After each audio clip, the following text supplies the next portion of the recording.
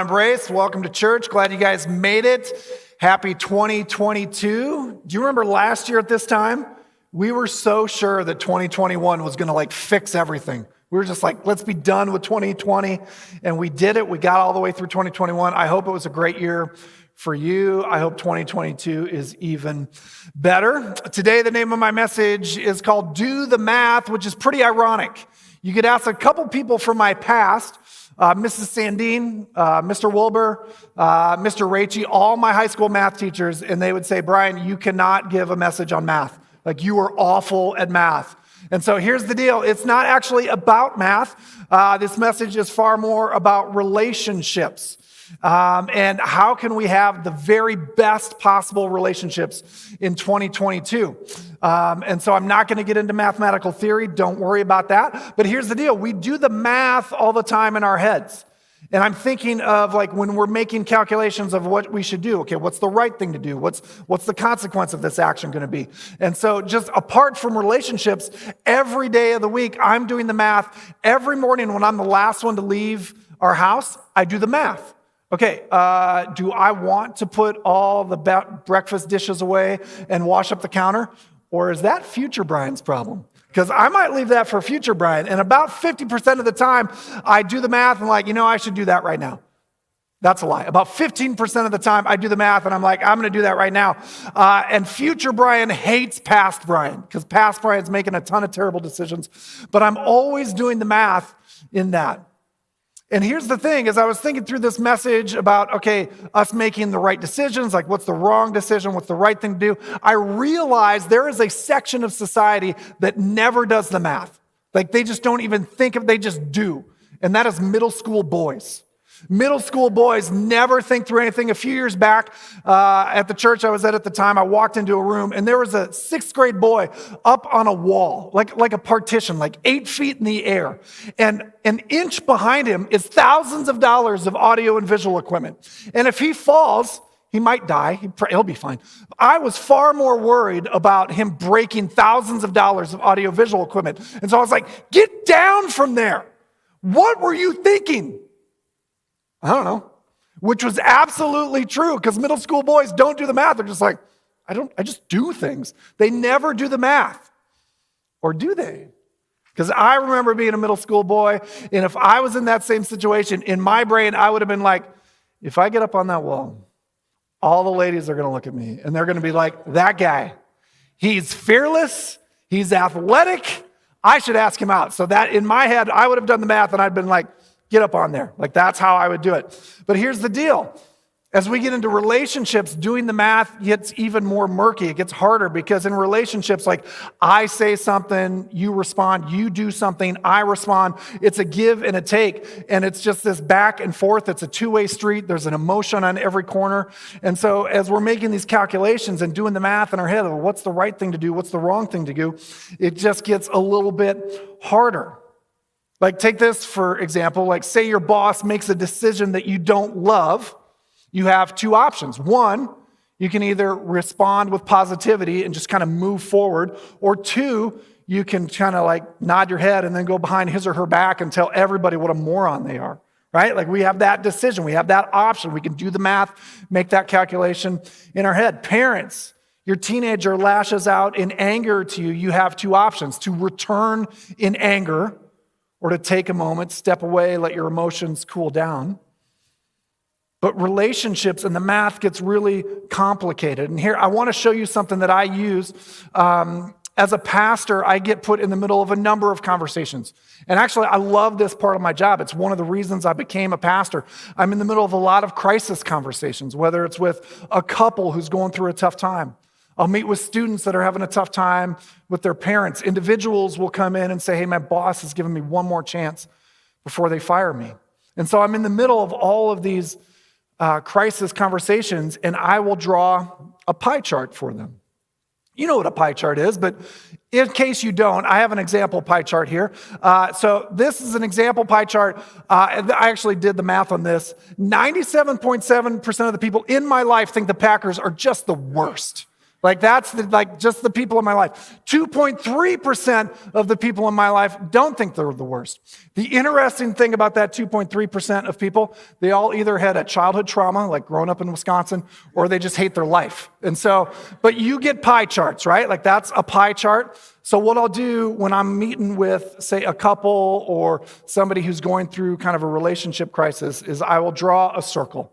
And I'll just say, hey, here's a circle. This circle encapsulates everything that's going on in the relationship, everything that needs to be worked on in the relationship. Let's say there were hurtful words, like that needs to be worked on in this equation.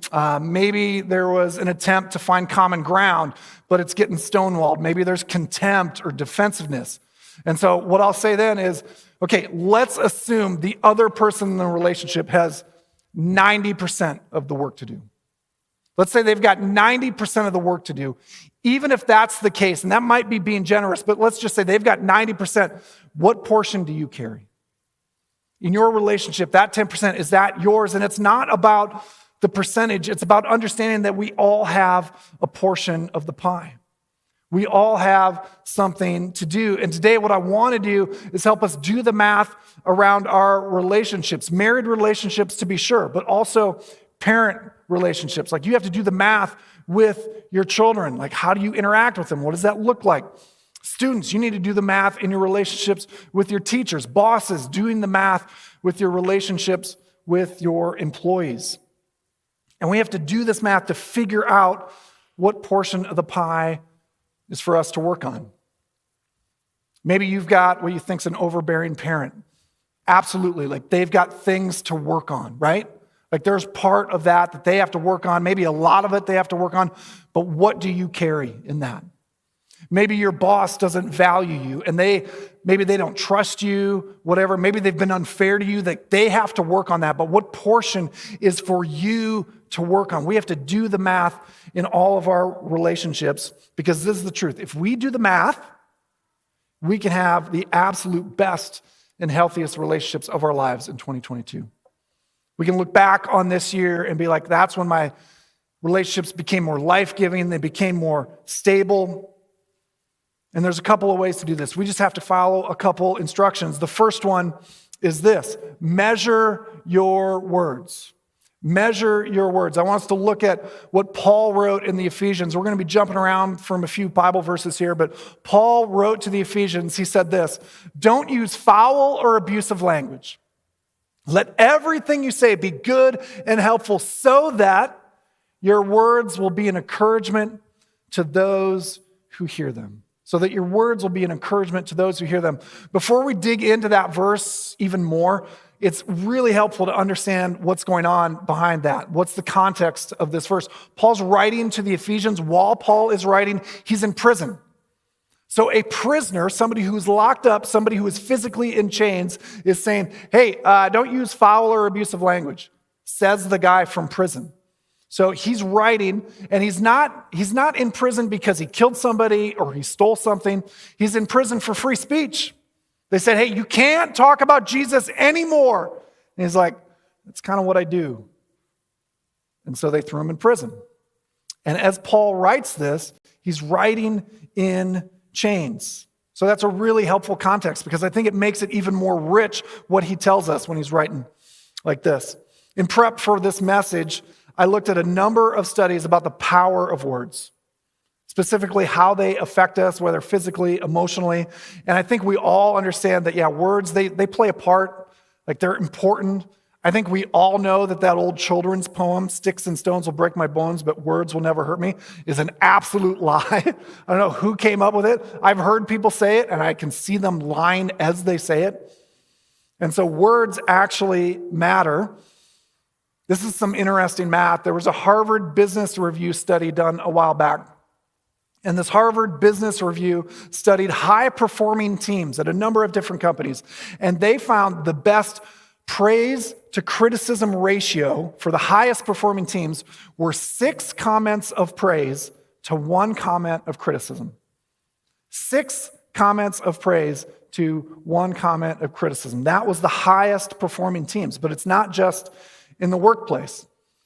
A man by the name of Dr. John Gottman has done a ton of study on happy and unhappy couples. He's done this for over 40 years, started back in the 70s. The John Gottman Institute, like his website has so much great information. Like he's done a ton of work on marriage stability and even divorce prediction, and it's remarkable. And he found one thing, the main thing that was the difference between happy and unhappy couples was this. They computed a magic ratio of 5-to-1, meaning that for every negative interaction during a conflict, a happy marriage has 5 or more interactions. So for every -1 interaction, there were 5 good interactions. And how many of those interactions do you think had words attached to them? All of them. Every interaction had that. As you continue to go, there's even like studies about how words just work on your brain and your heart. A couple of doctors by the name of Dr. Andrew Newberg and Mark Waldman wrote a book called Words Can Change Your Brain, and they said this: a single word has the power to influence the expression of genes that regulate physical and emotional stress. It doesn't say a number of words, it says a single word. One word affects your genes so that the expression of physical stress and emotional stress is different with one word. And we all kind of intuitively know this because we know words can build us up. We know that they can tear us down. And when Paul's writing 2,000 years ago, and he's saying, hey, don't use any foul or abusive language, always encourage each other, he doesn't have any access to any of this information. Paul is simply doing or writing what he knows is true, and God is writing through him because God built us. He knows how we're wired. He knows what we need. And so Paul says, don't use any foul or abusive language.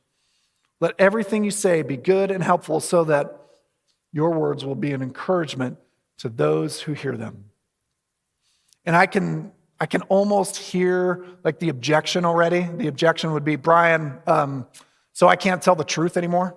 Is that the deal? Like I just got to say all the nice things. Like even if they are an awful employee, like I can't tell them how to get better. I don't think so. Let everything you say be good and helpful. It doesn't say let everything you say be good and nice. Let everything you say be good and helpful. A few years back, an executive told me this. She said, Brian, there's a difference between saying something nice and saying something kind. If you say something nice to not hurt a feeling or to avoid a truth, that's actually unkind. And it was one of the best pieces of wisdom I've ever had, both in my relationship with my family, but also with my team. Because oftentimes the most kind thing is to say the hard thing. But how do we say a hard thing kindly? I try as much as I can to be clear and kind, no matter what I'm saying. And I fail more than I succeed in that. But this verse leaves plenty of room to say hard things. So as you think about what portion of the pie is yours in that relationship that's struggling right now, or you're hurting, or maybe it's going good, but you know at some point you're going to have a fight. What portion of that pie is yours? It might be your words. So measure your words. Whatever you say, that's not up to the other person. That's up to you.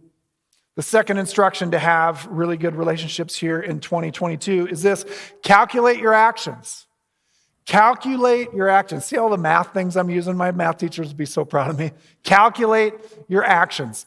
I love how Jesus interacted with people. He was such a great teacher, and I love how he interacted. He gave us so many encouraging words in God's word, but he also led with action. He didn't just say something and then go do another thing. He said something and then he backed it up.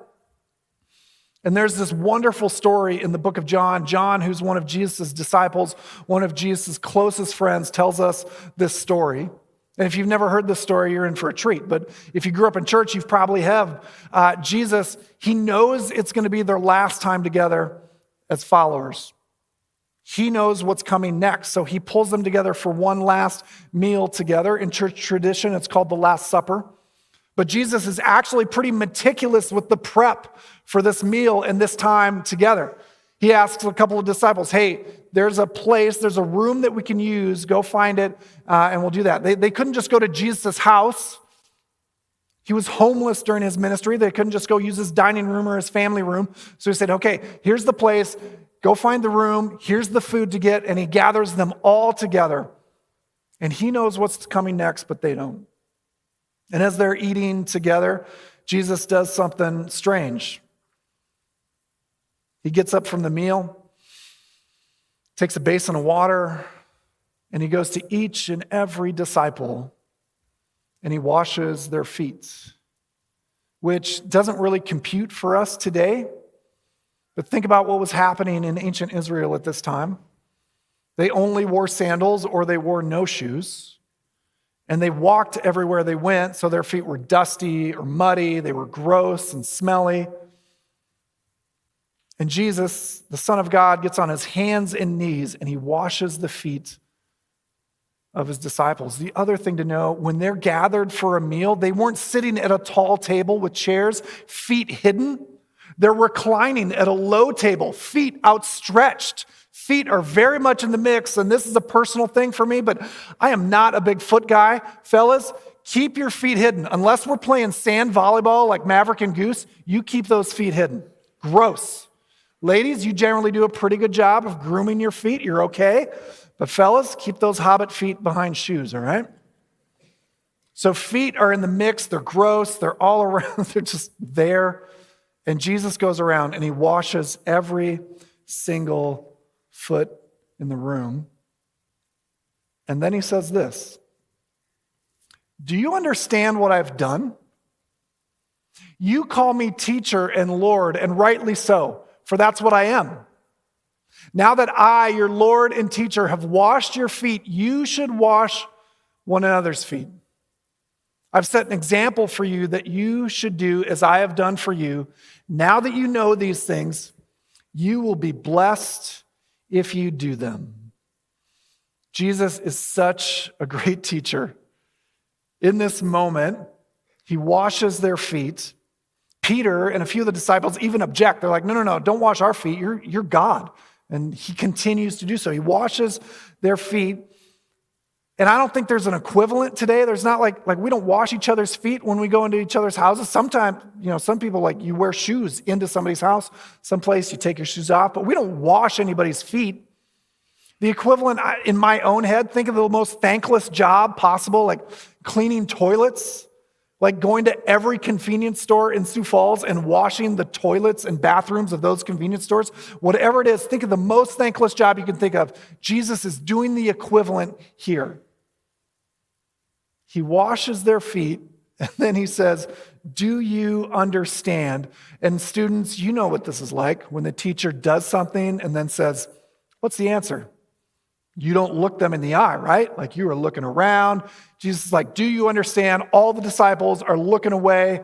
They're looking away. And so Jesus says, okay, I'll explain it. But first, what he does is he reminds them who he is. He says, you call me teacher and you call me Lord, and you're right. That's who I am. As a teacher, as your teacher, I'm entitled to your respect. As your Lord, I'm entitled to your worship. He says, yeah, you call me teacher and Lord, and you're right. And so if you think about this, at that moment, Jesus could have just said, hey, wash each other's feet. You should do that. And they would have listened to him because they loved him. They'd do anything. Jesus was like that coach that they would run through a brick wall for. You ever had a coach like that? You do anything for them? Jesus could have said, wash each other's feet, but he didn't. He washed their feet. And he says, do you understand? Now that I, your Lord and teacher, have washed your feet, you should wash one another's feet. Now that I, your Lord and teacher, have washed your feet, you should wash one another's feet. And he could have dropped the mic there and walked away, but he finishes with a promise. Now that you know these things, you will be blessed if you do them. Now that you know these things, you will be blessed if you tell others to do them. Doesn't say that, does it? Now that you know these things, you will be blessed if you have the best intentions to do them. It doesn't say that. Now that you know these things, now that I've shown you, now that you've watched the Son of God wash your feet, you will be blessed if you do them. Jesus finishes with a promise that you would do them, that they would do what he had just shown them. And all of this happens hours before Jesus is arrested, and they have no idea. They have no idea what's coming next, but Jesus does. He understands, he knows the emotional roller coaster they're going to be on over the next 3 days and the next weeks of their lives. And so Jesus understands that they will remember this moment forever. Until their last day, they will remember this moment because we remember the emotional moments. Where were you on 9/11? You remember, don't you? Where were you when you got the call that your parent had passed away? You remember what you're doing, don't you? Jesus knows they're going to remember this moment for the rest of their lives. And what does he do? He serves them. They're going to take this to their grave. They were going to teach it. They're going to tell this story forever because they will remember every detail. And what does he do in that moment? He serves them. And so as you do the math in 2022 in your relationships and you calculate your actions, will you enter into that calculation? Serving the other person. Look back at that pie chart. If we're honest, like I said before, like 90%, I'm probably being generous. I know for me, like most of the time, even if I've got a big problem with somebody, I probably own more than just 10, but let's just say that's true. If they've got 90% to work on, it is human nature for us to be like, why do I even need to work on that 10%? Why would I even, they've got 90. Why would I even work on that 10%? It is absolutely human nature. That's a real question, and the real answer is this.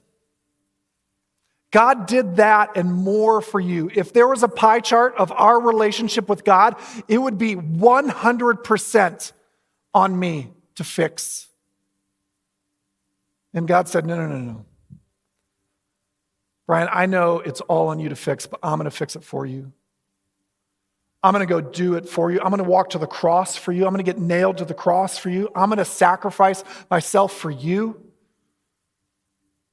It's not about the percentage. It's not about the portion of the pie. It's the fact that we all have something to bring into a relationship. Have you ever received something good that you didn't deserve?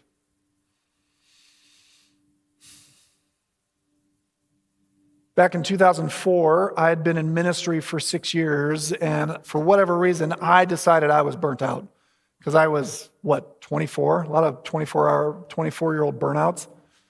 And I decided I'm going to go into business and I'm going to make a ton of money. Forget this ministry stuff. 2004, I go into business, and I was awful. I was terrible at business. Like, I didn't have a passion for it. I wasn't good at it. I didn't care. And this wasn't just like a small little season, like a few months of my life. From 2004 to 2010, I made wrong decision after wrong decision after wrong decision. And my wife, Andrea, stood beside me and watched me make wrong decision after wrong decision after wrong decision. And on our pie chart, I guarantee you I had more than 90%. Sure, Andrea had some things to work on as well, but there was a point, probably in 2009 or 2010 or so, and I walked into our bedroom, and I was so disappointed. I had made so many poor choices. Financially, we were in such a bad spot. If you remember, the economy wasn't great at that time. And I walked into my bedroom, and on Andrea's nightstand, there was a note card there, and I had never seen it before, and she was at work, and so I went and grabbed it, and I looked at it. And all it had on there, it said, the power of a praying wife. And then she listed the things she was praying for me for. To be the leader she knew I could be. To be the dad and the husband she knew I could be. And I didn't deserve any of it. She could have walked away. She could have moved on. She could have said, Brian, you've got 100% of this to work on. Have you ever received something that you didn't deserve in a relationship for the better? Would you be that person in this relationship now? Whatever you're looking at, whatever is going on with you and your spouse, whatever's going on with you and your boss, whatever's going on with you and your brother, would you be the one that offers something that they don't deserve? Because that is exactly what Jesus did for you and for me. So do the math and work on your part of the pie. Let's pray. God, we love you. I thank you for each and every person in this room. I thank you for each and every person that's hearing the sound of my voice right now. God, would you give them the courage to offer grace and to offer something that the other person doesn't deserve? And would we do that not because we think we're better or because we're haughty about anything, but rather would we do that because that's how you've treated us, Father? You've done that for us, and our only response is to do that the same for others. But God, for some of us, we're in really tough relationships. Maybe we need to put up boundaries. Maybe that would actually be the kind thing to do, and we need to work on creating healthy boundaries. Whatever it is, Father, for each and every person here, would you bring to mind what you would have them do next? And God, would you take that action and would you bless them for it? It's in Jesus' name I pray. Amen.